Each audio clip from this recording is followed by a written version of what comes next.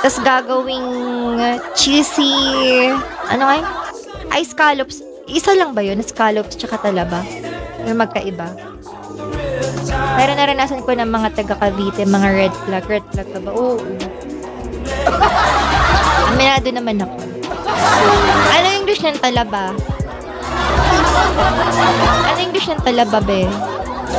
Alam mo, walang taong perfecto. Ikaw, perfecto ka?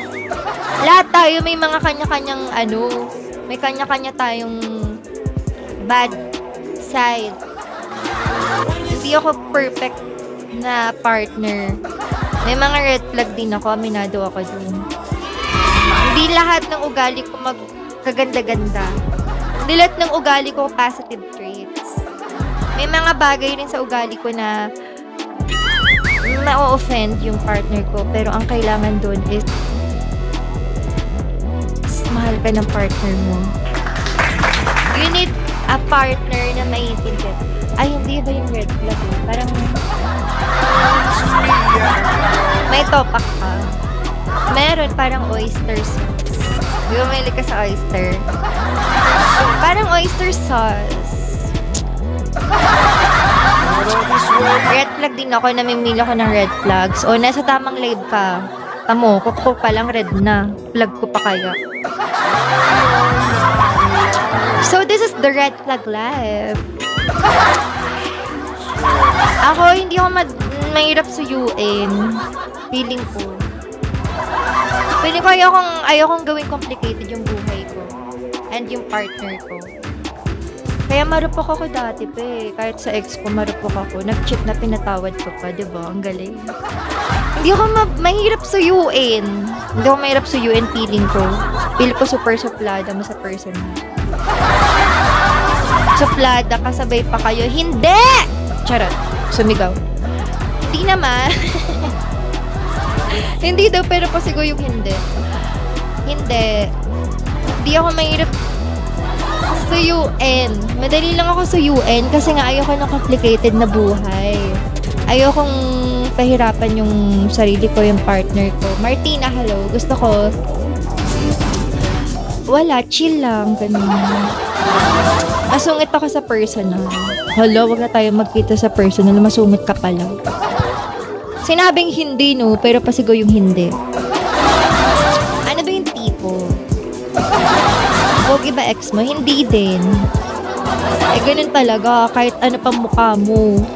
Kung makapanchit ka. Sa panahon ngayon, kahit pangit, naglolo ka na. Wala na yun sa mukha. Gago ka ba? Seryoso lang akong tao. Ako, I don't know. Siguro sa personal, hindi ako ganito talaga. I feel like. Maybe, I'm like this when super close ko yung tao. Pero pag hindi ka pa masyadong kilala or close, nakinakapa ka pa. Para akong hindi makabasag pinggan. Mayaman. Number 1, kailangan mayaman. Sharing lang. Pero sabi ng some of my friends, pag hindi ako close, mukha daw din talaga akong maldita. Pag titignan lang ako sa aura ko, kunyari daw hindi ako kilala, tapos titignan lang daw ako, parang intimidating yung dating ko. Pero pag close naman na, siguro hindi naman na. Pero ako, onti lang close ko talaga. Parang I'm not looking for friendship na. I'm not looking for friendship.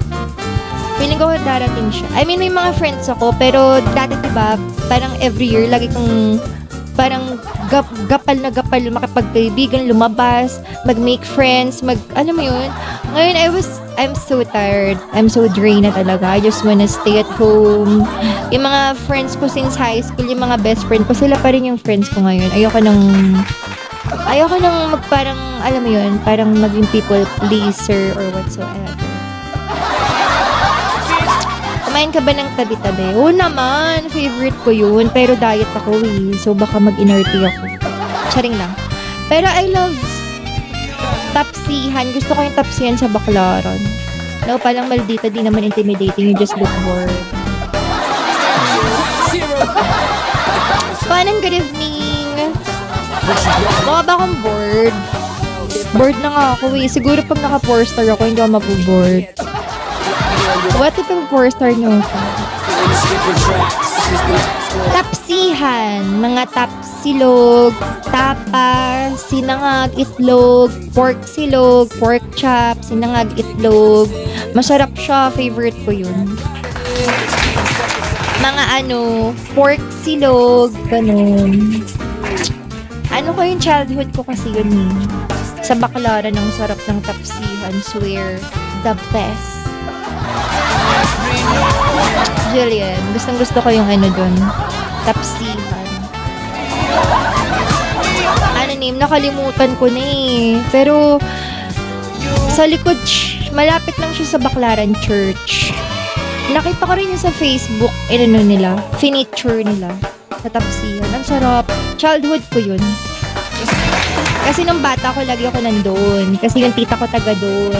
Ayokong nandito ako sa Cavite. Kasi nga, ewan ko, I feel so bored here. So, every sem break, ganun. Gusto ko na sa Baclaran ako lagi. Maynila, ganun. Ang dami akong nakikitang tao. Marami akong magulo. Ganun yung gusto ko. Diba sa province, parang boring. Kanya-kanyang buhay, ang tahimik. So ako, gusto ko nandun ako sa mga pinsan ko, sa tita ko, ang daming tao, ang dami kong nakikitang ilaw, ang daming magulo, mausok, madumi, maputik.